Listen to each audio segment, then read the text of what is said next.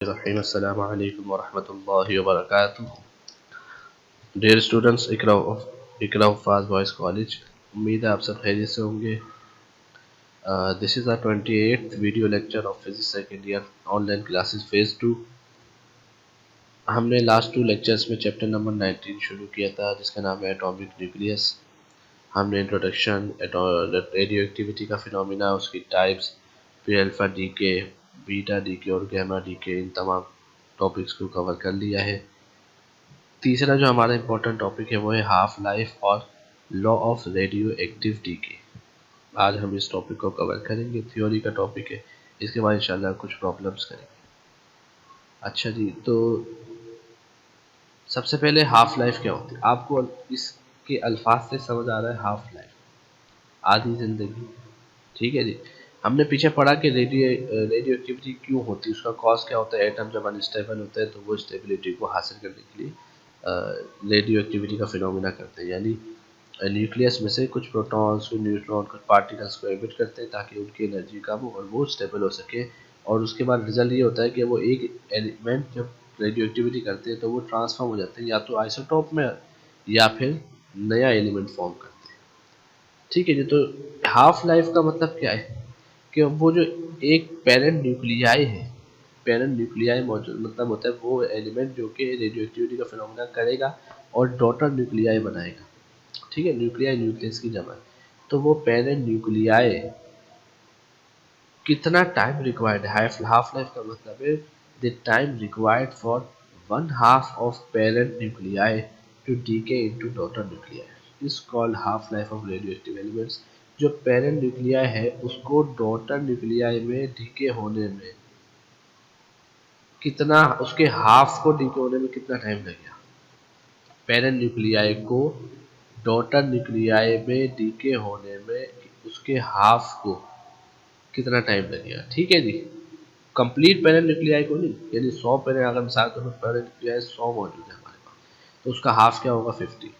तो हम कहेंगे उसके हाफ पेरेंट न्यूक्लियाई को, 50 पेरेंट न्यूक्लियाई को डॉटर न्यूक्लियाई में डीके होने में कितना टाइम लगेगा, वो कहलाता है हाफ लाइफ। इसका फार्मूला क्या होता है? इसका होता है टी, कैपिटल टी, और यहाँ छोटा सा आप देख रहे हैं सबस्क्रिप्ट में हाफ लिखा हुआ है 1/2। ये है हाफ लाइफ का फार्मूला। टाइम का मतलब होगा सेकेंड, ठीक है ना। 0.693 ये कांस्टेंट वैल्यू है अपॉन लैम्डा। ये एक फार्मूला है हाफ लाइफ का। T half is equal to 0.693 upon lambda. आपने याद करना है। यहाँ पे जो ये लैम्डा है, ये तो कांस्टेंट वैल्यू है 0.693। ये जो लैम्डा है ये कांस्टेंट है depending upon the nature of radioactive element called as decay constant. ये डिपेंड करता है कौन सा एलिमेंट यहाँ पे मौजूद है, रेडियोएक्टिव एलिमेंट में से कौन सा एलिमेंट है उसकी नेचर पे डिपेंड करता है। इसका नाम है डीके कांस्टेंट। ठीक है ना। इस लैम्डा को कहते हैं यहाँ पे डी, ये वेवलेंथ नहीं, इसका नाम है decay constant. Thus, the half-life of a radioactive element is inversely proportional to the decay constant। अब आप देखो यहाँ पे टी हाफ मौजूद है इज इक्वल टू के, यहाँ डिनोमिनेटर में राइट साइड पे लैम्डा मौजूद है जिसका नाम है डीके कांस्टेंट। तो ये जो टाइम है ये इसके इन्वर्सली प्रोपोर्शनल है, यानी किसी एलिमेंट का डीके कांस्टेंट जितना ज़्यादा होगा हाफ लाइफ उतनी ज़्यादा कम होगी। ठीक है ना। अच्छा, इसका जो ऐसा यूनिट होता है वो होगा सेकेंड इनवर्स, यानी 1/2। इस ये टाइम का नहीं, इस डीके कांस्टेंट का लैम्डा का जो यूनिट होगा वो सेकेंड इनवर्स होगा, यानी 1/2। Half life of various radioactive elements ranges from exponent -11 second to 1.5 exponent 7। अब आप देख सकते हो कि डिफरेंट एलिमेंट्स हमारे पास होते हैं। उन एलिमेंट्स की जो हाफ लाइफ है वो इतनी ज़्यादा रेंज में होती है, यानी एक्सपोनेंट -11, इतने कम सेकंड में भी एक एलिमेंट हाफ लाइफ उसकी होती है कि वो डीके हो जाता है पेरेंट न्यूक्लियाई से डॉटर न्यूक्लियाई में। और कुछ एलिमेंट्स ऐसे भी हैं जिनके कई कई हजारों लाखों करोड़ों साल तक वो पेरेंट न्यूक्लियाई रहते हैं, वो डॉटर न्यूक्लियाई में उनका हाफ जो है वो डीके नहीं हो पाता। तो इतनी बड़ी रेंज है हाफ लाइफ। ठीक है, वो एलिमेंट की नेचर पर डिपेंड करता है कि वो कितना जल्दी डीके हो जाता है, टूट जाता है और डॉटर न्यूक्लियाई फॉर्म करता है और कितना देर से करता है। अच्छा, ये इसका फ़ायदा क्या होता है half life is often use to distinguish one radioactive substance from other. अलग अलग रेडियोएक्टिव एलिमेंट्स की जो हाफ लाइफ होती है वो अलग अलग होती है। तो ये एक एलिमेंट को दूसरे एलिमेंट से डिफ़र करती है, इस एक वैल्यू को दूसरे वैल्यू से डिफ़र करती है, तो उन दोनों को फ़र्क करने के लिए इस्तेमाल होती है हाफ लाइफ। मिसाल के तौर पे आप देखो, अगर रेडियम एक एलिमेंट है, उसकी हाफ लाइफ है 1590 ईयर्स, यानी 1590 साल। 1590 साल बाद जाके उस रेडियम का half parent nuclei daughter nuclei में डीके होता है, जबकि जो रेडॉन है एक एलिमेंट है, इट इज ओनली 3.825 डेज। आप ये याद भी कर लें, एमसीक्यूज में आती है कि रेडॉन का जो हाफ लाइफ है वो सिर्फ 3.825 डेज, यानी 3 दिन में, तकरीबन 4 दिन में वो पूरा उसका जो हाफ है रेडॉन का, वो डॉटर न्यूक्लियाई में कन्वर्ट हो जाता है। तो एक एलिमेंट 4 दिन में कन्वर्ट हो रहा है, दूसरा एलिमेंट वो 1500 साल 1600 साल तक में जाके कन्वर्ट हो रहा है। तो ये हाफ लाइफ ने इन दोनों के दरमियान डिफरेंशिएट कर दिया कि भाई अलग अलग एलिमेंट्स की अलग अलग हाफ लाइफ होती है, तो इसलिए ये एक एलिमेंट से दूसरे एलिमेंट्स में मुमताज़ करने में मदद देती है। This mean that radium is long lived. इसका मतलब रेडियम जो है वो एलिमेंट ऐसा है कि वो बहुत अरसे तक रह सकता है, कायम रह सकता है, जबकि जो रेडॉन है वो शॉर्ट लिव्ड है, वो सिर्फ 4 दिन के अंदर अंदर ख़त्म हो जाएगा और नया एलिमेंट फॉर्म कर देगा, ट्रांसफॉर्म हो जाएगा। यानी वो एमिशन करेगा, एमिशन के बाद अपने रेडॉन से हट के दूसरा कोई एलिमेंट बना। तो ये है हाफ लाइफ। इसका फार्मूला आप देख लें, T half is equal to 0.693 upon lambda. Lambda कहते हैं डी के कॉन्स्टेंट।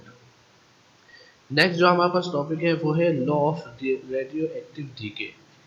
अच्छा, इसका एक लॉ है रेडियो एक्टिव डीके का कि भाई रेडियो एक्टिव डीके किस तरीके से होती है, उसकी एक डेरिवेशन है छोटी सी और मैथमेटिकल एक्सप्रेशन है और खिलाफ है।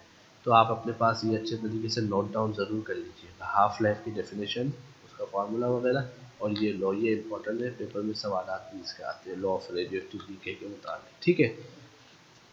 In natural radioactivity, either an alpha particle or a beta particle is emitted and gamma particle may accompany in their process। ये कह रहे हैं कि भाई जो नेचुरल रेडियो एक्टिविटी होती है दो तरह की, एक होती है आर्टिफिशियल जो खुद करवाई जाती है, एक होती है नेचुरल रेडियो एक्टिविटी जो कुदरती तौर पे होती है। इसमें अल्फा पार्टिकल या बीटा पार्टिकल एमिट होते हैं, ठीक है जी। उनके साथ साथ गैमा पार्टिकल, चूँकि गैमा पार्टिकल का कोई मास या चार्ज नहीं होता, वो जस्ट एनर्जी रेडिएशन होती है, वो भी एकम्पनाई करती है इन दोनों को, यानी वो भी इनके साथ साथ एमिट हो जाती है। ठीक है, ये नेचुरल रेडियो एक्टिविटी होती है। अच्छा, the number of radioactive nuclei in any sample of a radioactive substance decreases continuously as some of the nuclei disintegrate. अच्छा, अब एक रेडियो एक्टिव सैंपल हमारे पास मौजूद है, कोई एलिमेंट है जो कि रेडियो एक्टिविटी का फिनोमिना करता है। अब इसका ये मतलब नहीं कि वो एलिमेंट पूरा का पूरा टूट जाएगा, भाई उसके कुछ न्यूक्लियस ऐसे होंगे उसके अंदर कि वो रेडियो एक्टिविटी करेंगे, बाकी नहीं करेंगे। तो ये लिखा हुआ है कि उस रेडियो एक्टिव न्यूक्लियाई सैंपल में जो रेडियो एक्टिव न्यूक्लियाई मौजूद होंगे उस रेडियो एक्टिव सब्सटेंस के अंदर, वो वक्त के साथ साथ कम होते रहेंगे। जैसे मिसाल के तौर पे एक एलिमेंट है जिसके पास 100 टोटल रेडियो न्यूक्लियाई है, टोटल 100, लेकिन उस 100 न्यूक्लियाई में से जो रेडियो एक्टिव न्यूक्लियाई है, यानी जो डिसइंटीग्रेट होंगे, जो टूटेंगे, जो डीके होंगे, वो सिर्फ 20 है। अब आप बताएं कि 20 में से जब कुछ टाइम बाद 5 टूट जाएंगी तो 15 रह जाएंगे, उसके बाद और मजीद 5 कम हो जाएंगे तो 10 रह जाएंगे, और 5 कम हो जाएंगे तो 5 रह जाएंगे। तो यही लिखा हुआ है कि जैसे जैसे टूटते जाएंगे तो पीछे रेडियो एक्टिव न्यूक्लियाई जो है वो कम होते जाएंगे। Rate which the number of nuclei decrease varies, ये लिखा है वेरीज है, EST के। तो जिस रेट के साथ वो जो नंबर ऑफ न्यूक्लियाई कम होते जा रहे हैं आहिस्ता आहिस्ता, वो वेरी करता है वाइडली फॉर डिफरेंट न्यूक्लियाई, अलग अलग न्यूक्लियाई के हिसाब से अलग अलग रेट होता है। ये ज़रूरी नहीं होता कि 5 न्यूक्लियाई हर एलिमेंट के इतने टाइम में टूटेंगे, बाकी 5 न्यूक्लियाई इतने टाइम में टूटेंगे। हर एलिमेंट के हिसाब से अलग अलग उसका टाइम होता है। हमने जैसे पीछे हाफ लाइफ में भी पढ़ा था।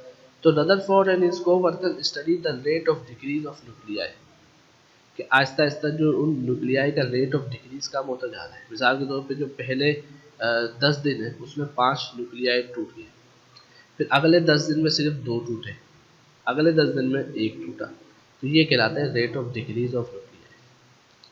अच्छा, उन्होंने एक लॉ को स्टेट किया, वो क्या था, वो कह रहे हैं कि decrease in the rate of parent nuclei is directly proportional to the number of nuclei available for disintegration। मिसाल के तौर पर मैंने आपको जैसे मिसाल भी दी कि if n is the number of nuclei available initially and delta n is the number of nuclei that decayed in time delta t थे, कि हमारे पास 100 टोटल न्यूक्लियाई मौजूद है, ठीक है ना, 100 न्यूक्लियाई मौजूद है, उसमें से 20 हैं जो कि रेडियो एक्टिव है, जो रेडियो एक्टिविटी का फिनोमिना करेंगे। और से सुनो मेरी बात, ठीक है, 100 मौजूद है, उसमें से 20 रेडियो एक्टिविटी का फिनोमिना करेंगे। अब एक और सैंपल हमने ले लिया, उस सैंपल में क्या है, उस सैंपल में टोटल है 500 न्यूक्लियाई, और उस 500 में से जो रेडियो एक्टिविटी का फिनोमिना करेंगे वो है 200। दो सैंपल है, एक है जिसमें से हमारे पास है 100 टोटल न्यूक्लियाई और उसमें से 20 रेडियो एक्टिव न्यूक्लियाई। दूसरा सैंपल है हमारे पास 500 सैंपल, 500 न्यूक्लियाई उसके अंदर मौजूद है और टोटल, और उसमें से 200 न्यूक्लियाई हैं जो कि रेडियो एक्टिविटी का फिनोमिना करेंगे, जो रेडियो एक्टिव न्यूक्लियाई कहलाएंगे, ठीक है ना, यहाँ लिखा हुआ जैसे ये। तो अब आप देखें कि पहला वाला है जिसमें टोटल 100 थे और दूसरा वाला है जिसमें 500 थे, अलग अलग है, ठीक है ना। तो ये चीज़ डिपेंड करती है कि उनको, अब जिसके पास 100 है उसमें से 20 करेंगे तो शुरू में मिसाल के तौर पर 5 हो गए, पहले 10 दिन में 5 रेडियो एक्टिव न्यूक्लियाइड डीके हो गए, फिर अगले 10 दिन में भी 5 नहीं होंगे बल्कि थोड़े से कम होंगे, 4 हो जाएंगे, अगले 10 दिन में थोड़े और कम हो जाएंगे, 3 हो जाएंगे, 3 डीके होंगे, अगले 10 दिन में 2 या 1 डीके होंगे। ये कहलाता है रेट ऑफ डिक्रीज। तो ये किस पे डिपेंड करता है, ये डिपेंड करता है कि अवेलेबल कितने थे। अवेलेबल पहले सैंपल में 20 थे सिर्फ, ठीक है ना, और जो दूसरा वाला है यानी जो दूसरा सैंपल था जिसमें अवेलेबल 200 थे, तो जिसके जितने ज़्यादा अवेलेबल होंगे उतना उसका रेट ऑफ डिक्रीज कम होता जाएगा, ठीक है ना, जितने कम होंगे उसका रेट ऑफ डिक्रीज उतना आहिस्ता आहिस्ता कम होगा। तो 200 वाले का बहुत जल्दी कम हो जाएगा रेट ऑफ डिक्रीज, यानी 200 में से मिसाल के तौर में 50 पहली दफ़ा में हो गए, दूसरी दफ़ा में 30 होंगे, तीसरी दफ़ा में 10 होंगे, जल्दी जल्दी कम होगा उसका रेट ऑफ डिक्रीज, जबकि जिसके पास थे ही सिर्फ 20 उसका इतनी जल्दी कम नहीं होगा। तो ये है डेल एन। एन हमने कहा number of nuclei available initially, and delta N क्या है, number of nuclei that decayed in time delta T. तो delta N upon delta T ये टाइम आ गया रेट के हिसाब से, कि जो नंबर ऑफ न्यूक्लियाई डीके हो रहे हैं with respect to time is directly proportional to number of nuclei available N. Directly proportional का sign is equal to lambda आ गया। लैम्डा हमने पीछे पढ़ लिया है कि वो डी के कांस्टेंट होता है। इस डी के कांस्टेंट की डेफिनेशन क्या है, number of parent nuclei disintegrated in unit time with respect to the nuclei present for decay. इसका हमने पीछे यूनिट भी पढ़ा है कि डी के कांस्टेंट का यूनिट होता है आपके पास 1/सेकेंड। Number of parent nuclei disintegrated in unit time. Unit time का मतलब ये होता है कि कितने नंबर ऑफ पेरेंट न्यूक्लियाई वो पर यूनिट टाइम में डीके हो रहे हैं। अब यहाँ पे देखिए ये जो नेगेटिव साइन है ये शो कर रहा है कि एन डिक्रीजेस विद टाइम, जैसे जैसे टाइम बढ़ता जा रहा है नंबर ऑफ अवेलेबल न्यूक्लियाई कम होते जा रहा है, ठीक है जी। आगे चलते हैं। Product of decay constant and total number of parent nuclei is called activity and is defined as the number of nuclei disintegration per second। अब आप देखिए यहाँ पे हमने ये जो फार्मूला बनाया था minus delta N upon delta T equal to lambda है, यहाँ पे ये लैम्डा क्या है, डीके कांस्टेंट, और ये क्या है, number of available parent nuclei. इन दोनों का जो प्रोडक्ट है ये कहलाता है एक्टिविटी। इसको ए से लिखते हैं। इसका जो डेफिनेशन है एक्टिविटी की वो ये कि नंबर ऑफ न्यूक्लियाई डिसइंटीग्रेशन पर सेकंड में कितने नंबर ऑफ न्यूक्लियाई डिसइंटीग्रेट होंगे, टूटेंगे, ठीक है, इस ए को एक्टिविटी कहते हैं। तो लैम्डा डीके कांस्टेंट है, एन जो है वो नंबर ऑफ न्यूक्लियाई अवेलेबल है, ए एक्टिविटी। अच्छा, ये जो activity of a radioactive element is a positive number which represent the decaying ability of a substance subjected to extrinsic condition. ये हमेशा पॉजिटिव होती है एक्टिविटी, ठीक है ना। ये रिप्रेजेंट करती है किसी भी सब्सटेंस की डीकेइंग एबिलिटी के वो किस तरह से डीके होगा, ये एक्टिविटी कहलाती है। हर एलिमेंट के हिसाब से अलग होगी। अच्छा, हम मिसाल के तौर पे मैं आपसे कहूँ कि एन नॉट ले लें। N naught is the number of parent nuclei available to decay at T is equal to 0। N जो थे वो टोटल थे, तो टोटल हमारे पास पेरेंट न्यूक्लियाई मैंने आपसे कहा मिसाल के तौर पर पहले सैंपल में 100 थे, और एन नॉट क्या है 20। तो 20 ऐसे हैं जो कि रेडियो एक्टिव है जो डीके होंगे, और टोटल उसके बाद न्यूक्लियाई मौजूद है 100। तो इसका रेशो होगा एन अपॉन एन नॉट, ठीक है ना, 100 अपॉन 20 कैंसिल करेंगे तो वो हो जाएगा 10/5, यानी 5 आ जाएगा इसका रेशो। ठीक है। अब थोड़ी देर बाद आप देखोगे तो ये तो वही रहेगा, यानी जो टोटल अवेलेबल थे वो तो आपके पास कितना होगा, वही रहेगा जो हमारे पास 100 थे, उसमें से आप 5 चले गए तो वो, यानी इन दोनों का रेशियो ना वो वक्त के साथ साथ कम होता रहेगा। तो ये लिखा हुआ है कि ग्राफ जो होगा relative activity N upon N naught and time is an exponential curve, ये एक्सपोनेंशियल कर्व होगा which show that the number of radioactive nuclei decreases rapidly in the beginning and decay slowly as the time passes। कि number of radioactive nuclei है वो शुरू में तो बहुत जल्दी जल्दी कम हो, 5 डिके हो गए, फिर 4, फिर 3, फिर आस्ते आस्ते वो वक्त के साथ साथ कम होते जाएंगे। इसको हम एक्सप्रेशन में कैसे लिखते हैं, लिखते हैं N upon N naught is equal to exponential minus power minus lambda T. ठीक है, ये जो ई है ना, ये नेचुरल लोगरिथम यानी एल एन की बेस होती है। ये एक फार्मूला है हमारे पास आ गया दूसरा। इस एन नॉट को अगर इज इक्वल टू के वहाँ आ जाए तो ये बन जाएगा capital N is equal to N naught E power minus lambda T. This shows that parent nuclei, यानी ये N, follow exponential decay with time. Time के साथ साथ जो है वो एक्सपोनेंशियल डीके होता है, यानी एक्सपोनेंशियली तौर पे वो कम होता रहता है। ये जो कर्व है ये एक्सपोनेंशियल कर्व कहलाता है। अब देखो शुरू में ये जो लिखा हुआ है एन अपॉन एन डॉट, ये कितना ज़्यादा है, जल्दी जल्दी कम हो रहा था, अब वक्त के साथ साथ ये कम हो रहा है। ये रेशो जो है ना, ये यहाँ पे मिसाल के तौर पे 100 था, अब ये कम हो गया, फिर कम हो रहा है, फिर कम हो रहा है, कम हो रहा है, कम हो रहा है और वक्त बढ़ रहा है। तो ये टाइम के साथ साथ ये रेशो कम होता जा रहा है, जो कि रिलेटिव एक्टिविटी कहलाता है। यही चीज़ आपके पास है लॉ ऑफ रेडियो एक्टिविटी के।